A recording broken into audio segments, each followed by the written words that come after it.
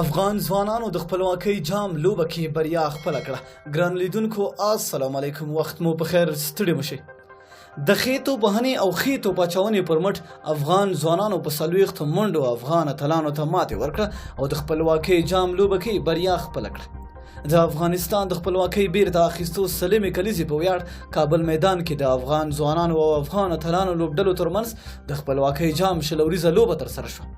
د لوبې په پیل کې پچه د افغان ځوانانو لوبډلمشر ګلبدین نایب وګټله او لومړی د توپ وهنې پرېکړه وکړه. افغان ځوانانو لوبډلې په ټاکلو 100 اورونو کې د 6 لوبغاړو په سوځېدو 109 منډې وکړې چې له ډلې ګلبدین نایب 54، احسان جنت او حشمت الله شهیدي هر یو 45 او نجیب الله زدران 14 منډې وکړې.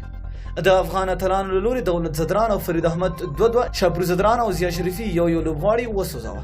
د 100 منډو د هدف په تعقیب کې د افغان اتلانو ټوله لوبډله په 109 منډو وسوځېده او افغان ځوانانو په 40 منډو بریا خپله کړه.